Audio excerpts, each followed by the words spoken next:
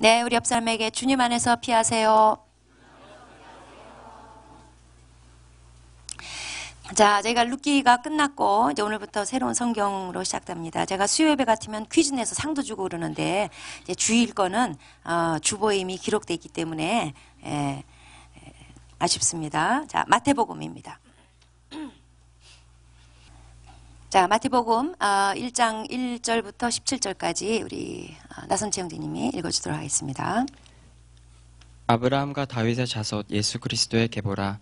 아브라함이 이삭을 낳고 이삭은 야곱을 낳고 야곱은 유다와 그 형제들을 낳고 유다는 다말에게서 베레스와 세라를 낳고 베레스는 헤스론을 낳고 헤스론은 람을 낳고 람은 아미나답을 낳고 아미나답은 나손을 낳고 나손은 살몬을 낳고 살몬은 라합에게서 보아스를 낳고 보아스는 룻에게서 오벳을 낳고 오벳은 이새를 낳고 이새는 다윗 왕을 낳으리라.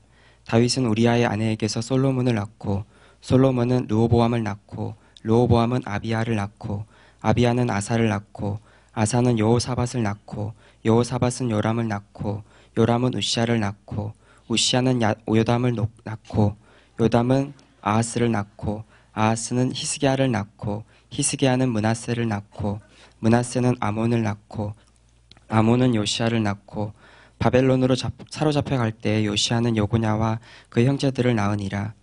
바벨론으로 사로잡혀간 후에 여고냐는 스알디엘을 낳고 스알디엘은 스룹바벨을 낳고 스룹바벨은 아비옷을 낳고 아비옷은 엘리야김을 낳고 엘리야김은 아소르를 낳고 아소르는 사독을 낳고 사독은 아킴을 낳고 아킴은 엘리옷을 낳고 엘리옷은 엘르아살을 낳고 엘르아살은 mat단을 낳고 mat단은 야곱을 낳고 야곱은 마리아의 남편 요셉을 낳았으니 마리아에게서 그리스도라 칭하는 예수가 나시니라.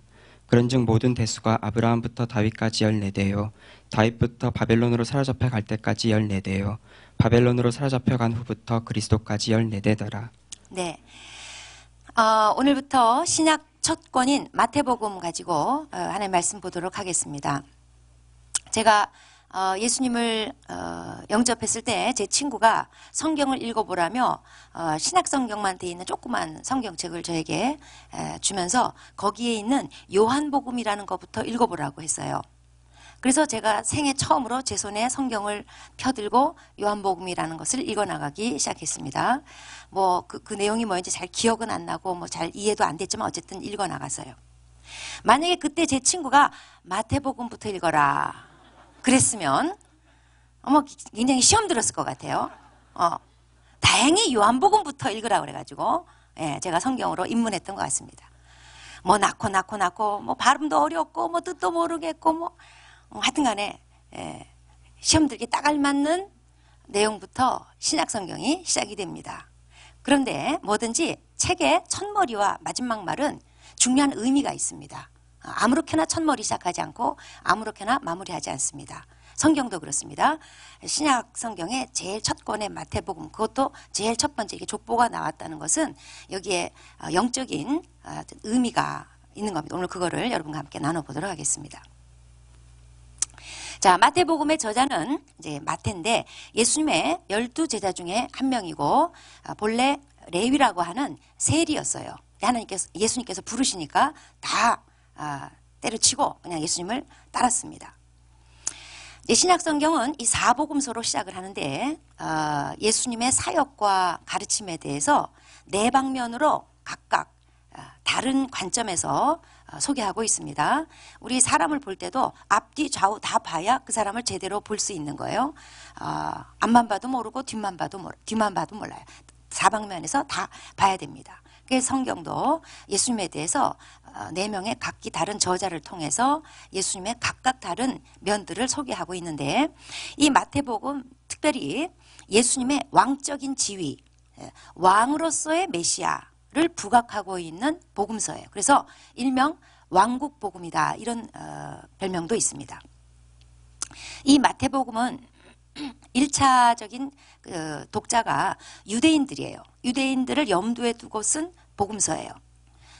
유대인의 왕이라는, 예수님께서 유대인의 왕이라는 것을 증거하기 위해서 이제 예수님에 대한 소개에 앞서서 먼저 예수님이 왕족으로 출생했다, 이 족보부터 제시하고 있는 거예요.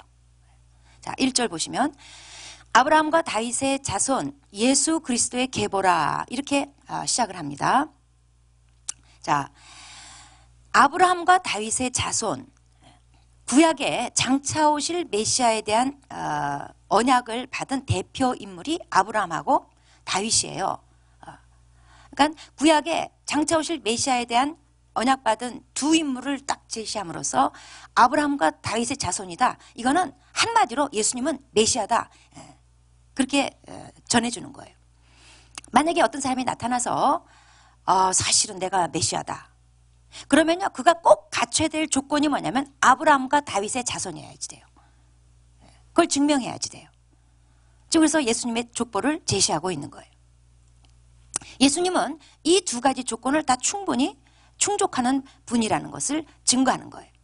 그래서 족보부터 제시하는 거예요. 특히 유대인들한테 다윗의 자손 이 단어는 그냥 그게 메시아를 지칭하는 말로 고착이 돼 있어요. 그래서 2절부터 16절까지 아브라함부터 예수님까지 족보를 세 그룹으로 나눠서 각 그룹마다 14대씩 이렇게 소개하고 있어요.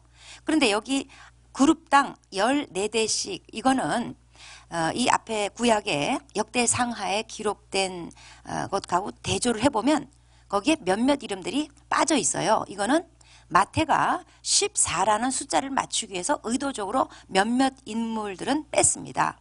그러면 왜 14일까? 7이라는 건 완전수죠. 그러니까 14는 7의 제곱이에요. 그 다음에 세대, 3도 완전수예요. 그래서 총 42대를 소개해놨는데 예수님의 족보에 이 완전수를 좀 관련시키려는 마태의 의도가 엿보여요. 자, 첫 번째 그룹은 2절부터 6절까지인데 아브라함부터 다윗까지예요. 아브라함, 이삭, 야곱, 유다, 우리 루키에서 봤던 베레스, 보아스, 그리고 다윗으로 이어집니다. 그리고 두 번째 그룹은 다윗의 아들 솔로몬부터 포로기까지 7절부터 11절입니다. 그 다음에 세 번째 그룹은 포로기 이후부터 예수님까지 12절부터 16절까지 이렇게 세 그룹이 소개가 되어 있는데 여기에 있는 인명들 뭐 다 얘기해봤자 여러분 시험만 들고 골치만 아프고 자세한 거는 생략하도록 하겠습니다. 자, 그런데 여기서 잠깐 우리가 좀 살펴봐야 될 점이 있습니다. 사복음서에 보면은 예수님의 족보가 두 군데서 나와요. 하나는 마태복음이고 하나는 누가복음이에요. 그런데 누가복음에 나오는 예수님의 족보를 보면 여기 마태복음에 기록된 족보의 그 인명하고 차이점이 있습니다. 여기 16절에 보면은 야곱은 마리아의 남편 요셉을 낳았다 이렇게 기록되어 있어요. 그러니까 요셉의 아버지가 야곱이라는 건데 누가복음 족보에 보면 누가복음 3장 23절에도 이 요셉의 아버지가 기록되어 있는데 다른 이름으로 기록되어 있어요. 헬리. 요셉의 아버지를 헬리라고 기록하고 있습니다. 그리고 그 위에 아버지를 맏다시라고 기록하고 있어요. 그러니까 이거는 마태복음 기록하고 다른 점이에요. 달라요. 그리고 누가복음에 기록된 예수님의 족보를 보면 다윗의 아들을 솔로몬으로 기록하지 않고 다윗의 아들을 나단이라고 기록해요. 물론 여러분은 주만 바라보고 살기 때문에 뭐가 어떻게 기록됐든가 말든가 그런 거 뭐 눈여겨볼 것도 없고 눈에 띄지도 않고 그냥 뭐 낳고 그러면 그냥 넘어갔겠죠. 한 사람도 눈여겨볼 사람이 없을 것 같아서 제가 오늘 시간을 내서 이 차이점을 좀 짚어보려고 합니다. 자, 이 마태복음 족보, 누가복음 족보는 아브라함부터 다윗까지는 동일해요. 그런데 다윗의 아들로부터는 두 노선으로 갈라져요. 자, 표를 한번 보겠습니다. 자, 다윗이 있고, 자, 왼편에는 이제 마태복음 족보예요. 다윗의 아들 솔로몬이고, 그 다음에 쭉 누가 낳고 쭉 하다가 야곱이 이제 요셉을 낳아요. 예수님의 아버지 요셉. 그런가 하면 누가복음 3장에 나오는 족보를 정리해 보면 다윗의 아들이 나단으로 나오고, 이 나단은 역대하 5장에 나오는 인물인데 다윗이 예루살렘에 있을 때 낳았던 아들이에요. 다윗도 아들이 워낙 많아가지고 우리는 기억도 못하는 이 나단이라는 아들이 있었어요. 자, 다윗이 나단을 낳고 또 나단이 낳고 해가지고 헬리를 낳고 헬리가 요셉을 낳았더라. 그러면 어떻게 된 거야? 요셉은 아버지가 둘인가? 그 뜻이 아니고요. 여기서 헬리가 요셉을 낳았다는 것은 실제로 요셉의 아버지가 헬리가 아니라 요셉의 장인어른을 말하는 거예요. 즉 마리아의 아버지예요. 우리도 결혼해서 처가에 갔을 때 남자가 장인어른한테 아버님 그러잖아요. 그러니까 마리아의 아버지를 성경은 요셉의 아버지라고 한 거예요. 그래서 일설에 의하면 마리아가 아들이 없는 집에 딸이었다. 그래서 이제 요셉이 장가들어서 그 집에 아들이 없으므로 그 집에 유산도 상속받고 그 집에 대를 이었다. 이런 설이 있어요. 그냥 이건 설인데 어쨌든 이건 요셉의 실제 아버지가 아니라 마리아의 아버지예요. 그러니까 이 누가복음 3장에 나오는 요셉의 아버지 헬리는 요셉의 장인이다 이 말이에요. 그 다음에 이 누가복음 3장에 나오는 족보는 예수님의 부계 족보가 아니라 모계 족보예요. 마리아 쪽 족보예요. 이거는 다윗의 아들 때 갈라진 두 노선인데 다윗의 아들이 여러 명, 하나는 이제 솔로몬 쪽, 하나는 나단 쪽인데 이게 이제 역사가 흐르면서 이 두 노선으로 쫙 갈라져요. 그랬다가 나중에 역사가 흘러 요셉과 마리아의 결혼으로 하나로 합쳐져요. 이게 우연 같지만 하나님의 주관이에요. amazing 이런 걸 가리켜서 amazing 하다고 하는 거. amazing. 어떻게 이럴 수가 있어요 세상에. 그러니까 이미 결혼하신 여러분 내가 이 남자랑 이 여자랑 괜히 결혼했나 보다 그러지 말고 그냥 사세요. 거기 amazing한 뭔가 하나님의 주관적인 역사가 있어요. 자, 이렇게 볼 때 마리아도 다윗의 자손입니다. 그러니까 예수님은 완벽한 다윗의 자손이에요. 부계 쪽으로 모계 쪽으로. 기가 막히지 않습니까? 그 성경을 이렇게 좀 자세히 들여다보고 연구할 필요도 있는 거예요. 자, 다시 두 번째 표를 한번 보시겠습니다. 자, 다윗이 솔로몬을 낳고 쭉쭉 해가지고 야곱해서 요셉. 그 다음에 다윗이 나단을 낳고 쭉쭉쭉 해서 헬리, 그 다음에 마리아.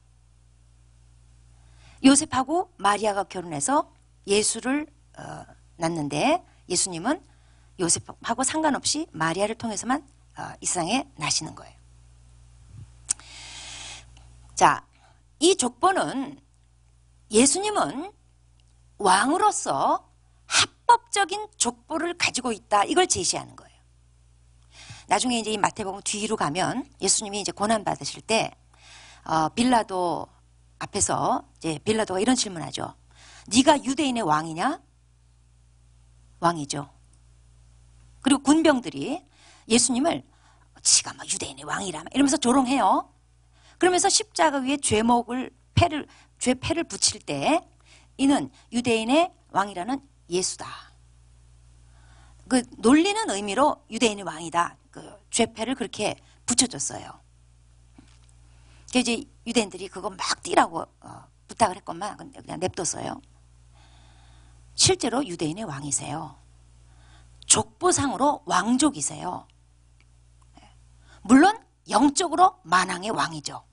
근데 족보상으로도 왕족이세요.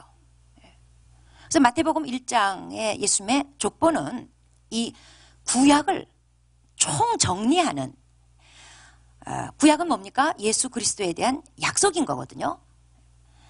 그러니까 예수님의 족보는 구약의 그 약속했던 바가 이렇게 다 성취됐다.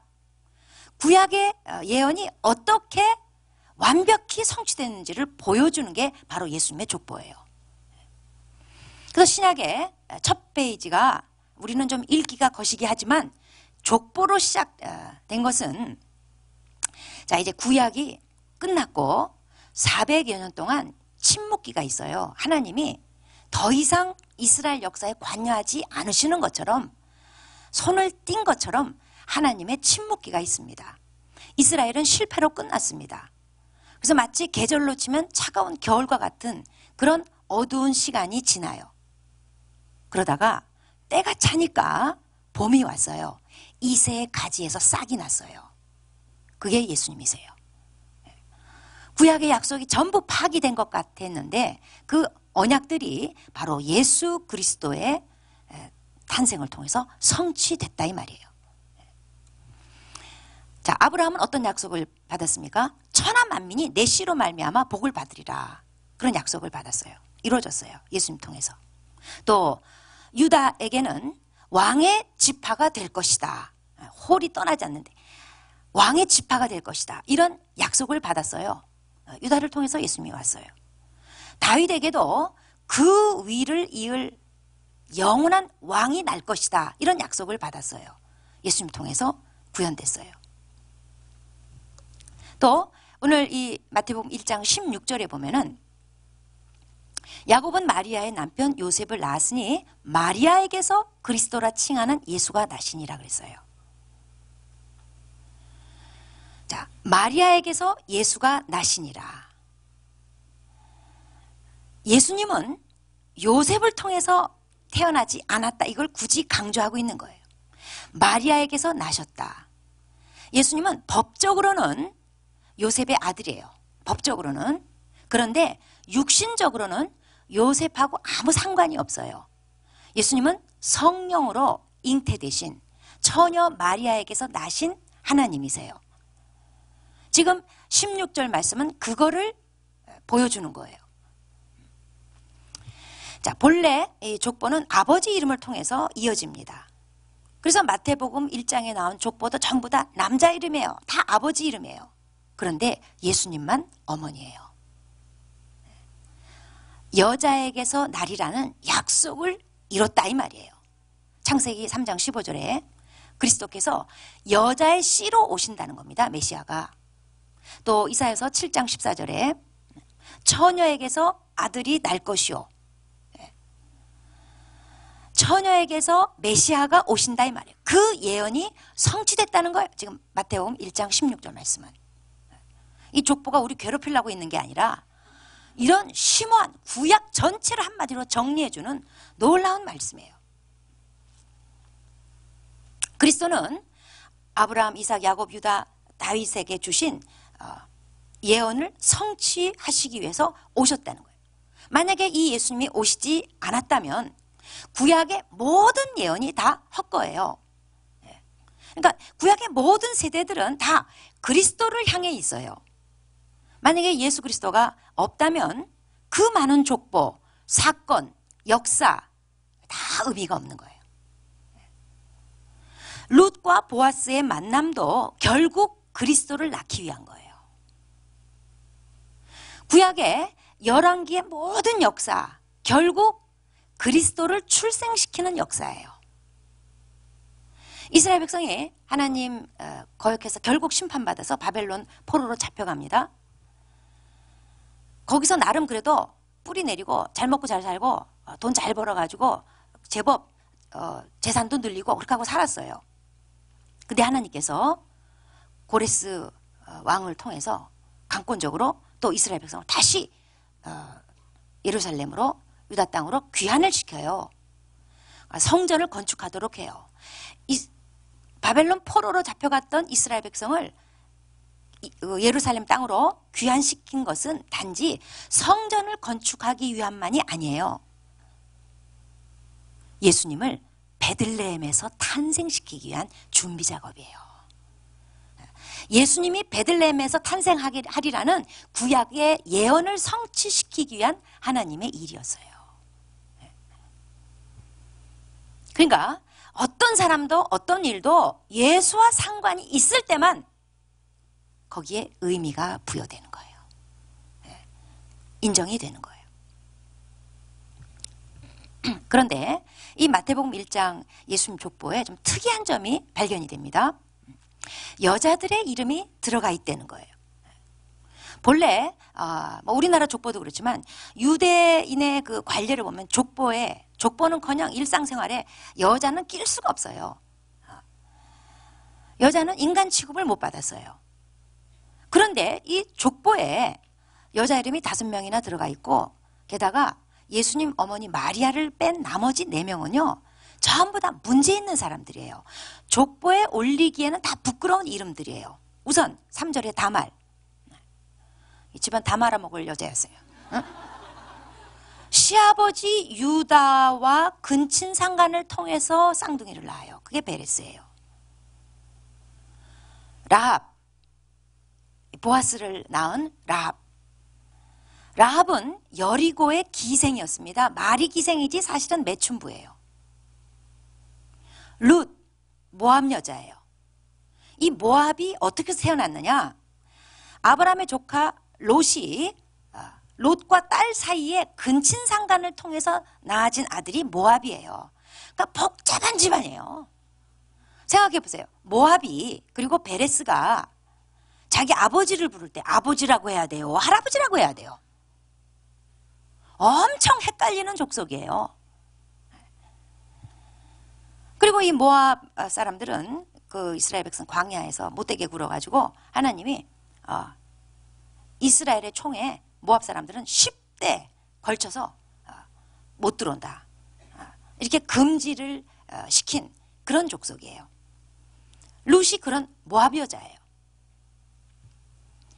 그 다음에 6절에 보면 이제 이름도 안 나오는데 그냥 우리아의 아내 이렇게 기록되어 있어요.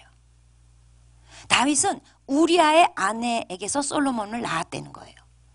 우리아의 아내. 이름은 바세바죠. 그런데 바세바를 기록도 안 해줘. 그냥 우리아의 아내. 여긴 의도가 있어요. 남의 아내, 부하 아내를 뺏어가지고 아들을 낳았다. 그런 고발이에요. 그 이름도 안 적어줘요. 다윗의 간음죄를 상기시키는 거예요. 왜 이 4명이 이 여자 이름들이 기록이 돼 있을까? 만약에 우리한테 예수님 전기를 한번 써가지고 와라. 혹시 그럴 리 없지만 혹시 맡겼다면 아마 이 불순한 할머니들은 다 뺐을 거예요. 아마 사라, 리브가 뭐 이런 정도만 굳이 여자 이름을 넣는다면 그런 정도만 넣겠죠.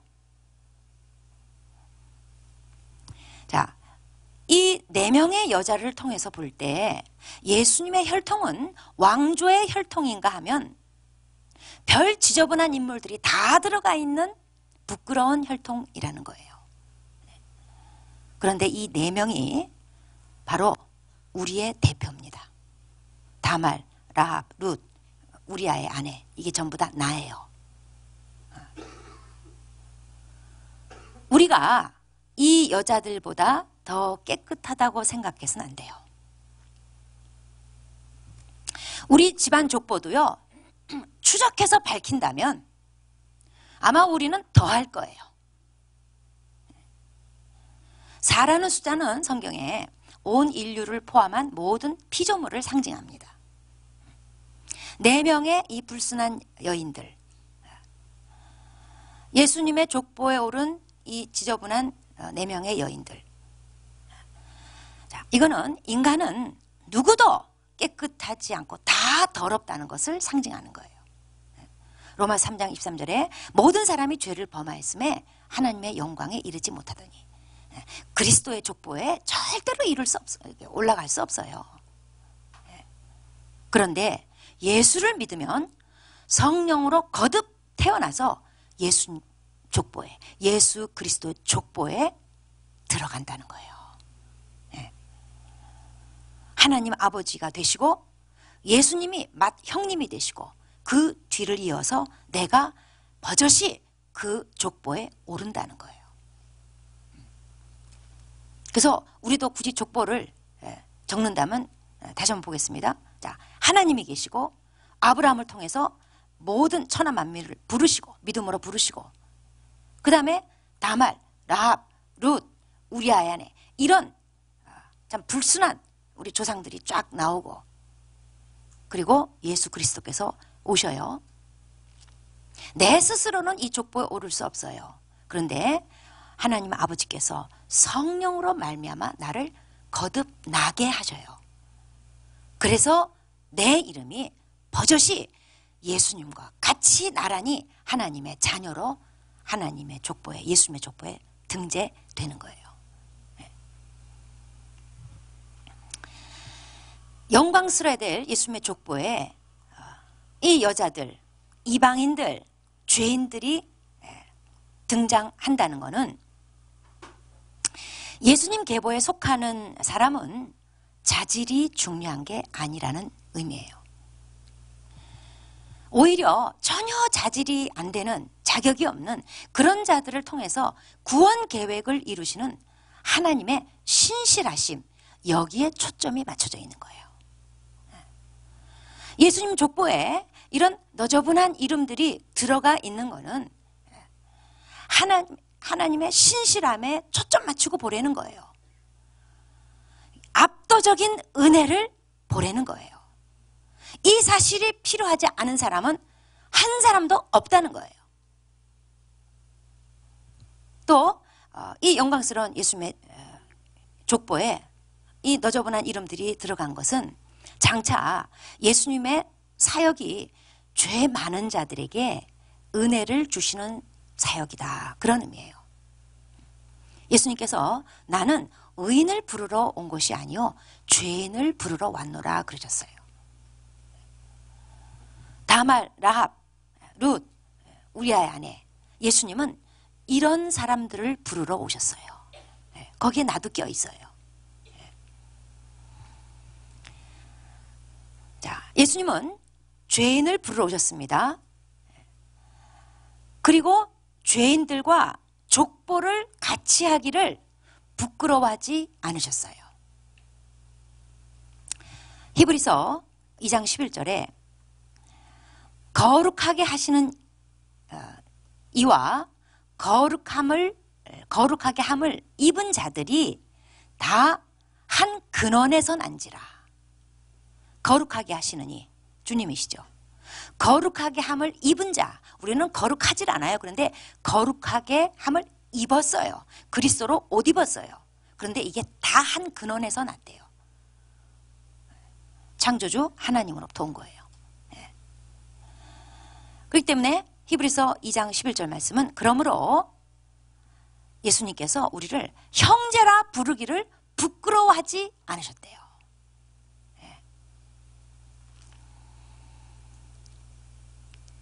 예수님이 다말, 라합, 룻, 바세바의 아내, 아니 그 우리아의 아내 이런 여자들과 족보를 나란히 한 거.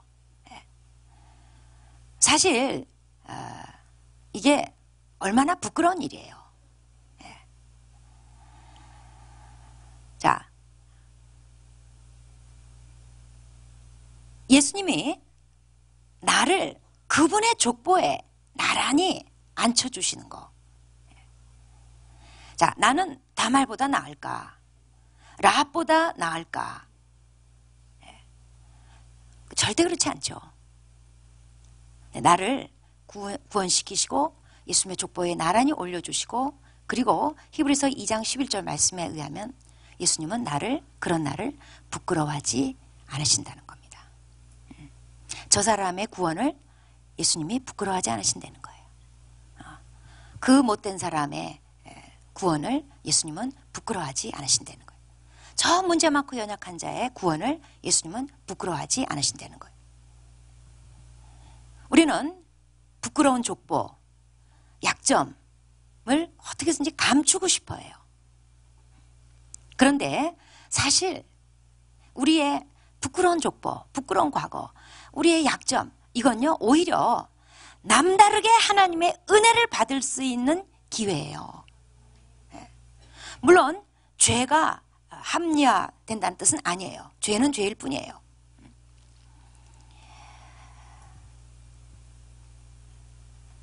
다만 주님께서 우리의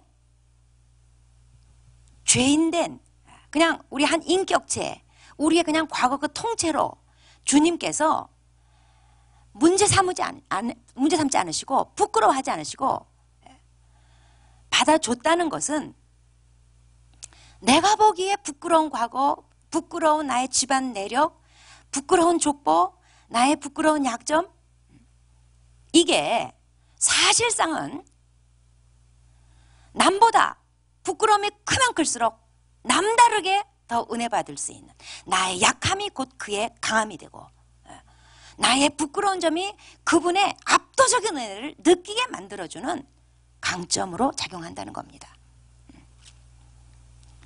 나의 부끄러운 이력에도 불구하고 예수님께서 그분의 족보에 나를 넣으셨다는 것은 그분이 얼마나 신실하신지, 그분의 신실하심에 하나님의 은혜에 압도되는 그런 점으로 작용한다는 것을 우리가 기억해야 됩니다. 예수 믿고 나면 부끄러운 과거가 더 이상 부끄러운 과거이지 않습니다. 자, 나의 부끄러운 과거를 받아주시는 주님, 그러나 앞으로 나를 부끄럽게 여기지 않으시도록, 주님께서 나를 부끄럽게 여기지 않으시도록 예수님의 은혜를 우리가 죄로 바꿔서는 안 돼요. 주님이 날 부끄럽게 여기지 않으실 거라고 해서 내가 부끄러운 삶을 살아서는 안 돼요. 그 압도적인 은혜에 우리가 압도돼서 나를 부끄럽게 여겨주지 않으신 그분의 은혜에 걸맞게 부끄러움 없는 그리스도인의 삶을 살아야 되겠습니다. 기도하시겠습니다.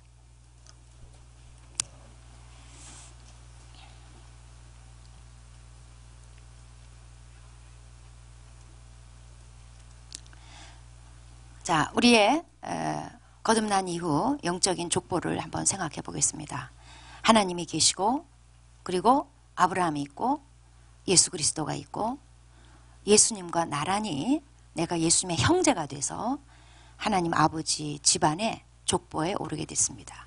히브리서 2장 11절에 나를 형제라 부르시기를 부끄러워하지 않으신다는 겁니다. 우리는 많은 감추고 싶은 과거를 가지고 있고 족보를 가지고 있고 약점을 가지고 있습니다. 근데 주님께서 전혀 부끄러워하지 않으시고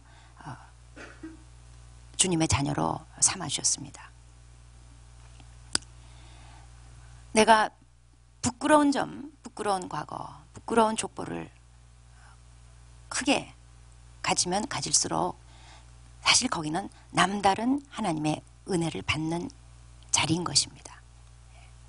그래서 그 부끄러움을 하나님의 은혜로 채워주신 주님의 예수님의 공로에 대해서 우리가 감사하고 이 부끄러움이 정말 하나님의 은혜로 인식되고 하나님의 압도적인 은혜에 감사하게 주여 도와주십시오. 그리고 앞으로 내 삶이 주님 보시기에 부끄러워하실 수밖에 없는 그런 삶이 아니라 부끄러움이 없는 삶이 되도록 은혜를 죄로 바꾸지 않도록 주님 도와주시옵소서. 기도하시겠습니다.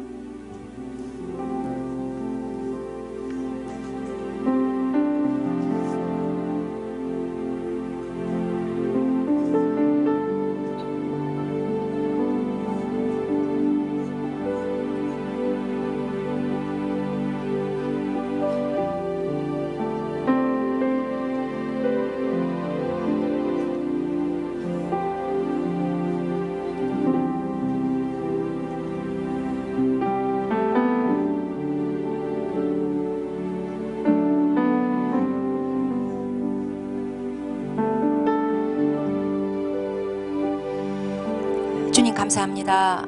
나를 형제라 부르기를 부끄러워하지 않으신 예수님 정말 감사드립니다. 내 자력으로는 절대로 예수님의 족보에 오를 수 없는 자였지만 주님께서 십자가에 못 박혀 죽으시고 부활하시고 성령으로 거듭 태어나게 하셔서 하나님의 자녀 되어서 예수님과 나란히 하나님 집의 족보에 오르게 되었습니다. 주님, 정말 우리는 부끄러운 과거를 가지고 있고 또 우리 집안을 볼 때 부끄러운 과거사가 있고 약점이 많이 있고 우리 족보도 파헤쳐 보면 부끄럽기 짝이 없는 그런 자들입니다. 주님, 그럼에도 불구하고 주님께서 조금 더 개의치 않으시고 예수님의 형제로 삼아주셔서 감사드립니다. 주님, 우리의 부끄러움이 크면 클수록 그 자리는 곧 하나님의 은혜로 압도되라는 자리인 것으로 알고 그 은혜에 합당하게 살고 싶습니다. 주님, 우리를 부끄러워하지 않으시는 예수님 받은 우리의 삶을 죄로 부끄럽게 만들고 싶지 않습니다. 도와주시옵소서. 은혜를 죄로 바꾸지 않게 도와주시옵소서. 주님 앞에 부끄럼 없이 살아갈 수 있도록 저희들을 지켜주시고 인도해 주시옵소서. 예수님의 이름으로 기도합니다.